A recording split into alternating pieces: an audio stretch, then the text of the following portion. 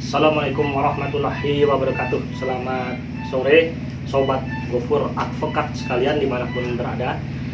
Pada kesempatan sore ini saya hendak memberikan sekilas penjelasan mengenai kaidah hukum harta bersama atau harta gonogini bagi mereka yang beragama Islam.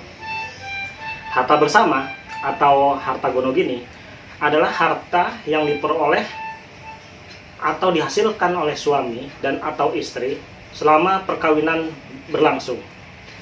Nah, di dalam kompilasi hukum Islam terdapat suatu batasan yang mengatur mengenai harta yang tidak termasuk dalam kualifikasi harta bersama atau harta gonogini tadi, sepanjang tidak diatur dalam perjanjian perkawinan. Harta apakah itu?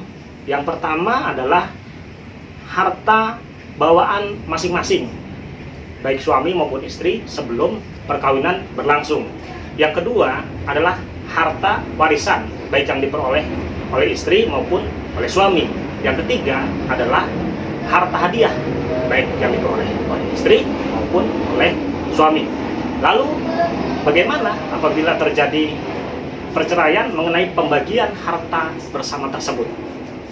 Nah, berdasarkan ketentuan pasal 97 kompilasi hukum Islam, baik istri maupun suami atau janda ataupun duda masing-masing berhak 1/2 atas harta bersama tersebut. Lalu, apakah memungkinkan istri mendapatkan lebih dari itu? Nah, terdapat kaidah hukum yang mengatur sebagaimana terdapat dalam jurisprudensi Mahkamah Agung nomor 266/AG/2010, yaitu apabila istri lebih dominan menghasilkan harta bersama tersebut, istri dapat memperoleh bagian lebih besar dari suami dalam pembagian harta bersama. Nah, di dalam putusan nomor 266/AG/2010 tersebut, istri memperoleh 3/4 bagian atas harta bersama, sedangkan suami mendapatkan 1/4 bagian atas harta bersama. Lalu, bagaimana jika istri tidak bekerja atau hanya suami yang menghasilkan harta bersama tersebut? Nah, kaidah hukumnya tetap sebagaimana yang tadi kami jelaskan, bahwa masing-masing berhak mendapatkan 1/2 bagian, karena memang istri dalam pokoknya adalah mengurus rumah tangga. Lalu, berupa apa sajakah harta bersama tersebut? Terdapat suatu ketentuan yang diatur dalam kompilasi hukum Islam sebagaimana dimaksud dalam pasal 91. Harta bersama tersebut berupa benda berwujud atau benda tidak berwujud. Benda berwujud adalah benda tidak bergerak, benda bergerak, dan surat-surat berharga. Sedangkan harta bersama yang tidak berwujud itu berupa hak dan kewajiban.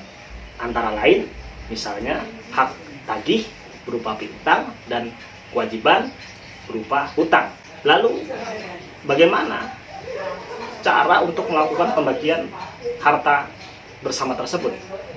Yang pertama dapat melalui kesepakatan antara suami dengan istri yang bercerai tadi atau yang tidak bercerai tadi. Yang kedua, melalui gugatan ke pengadilan. Dalam hal ini adalah pengadilan agama. Gugatan mengenai harta bersama tersebut dapat dibarengi bersama-sama dengan gugatan perceraiannya atau permohonan perceraiannya bagi suami yang mengajukan, atau dapat diajukan setelah putusnya hubungan perkawinan tadi.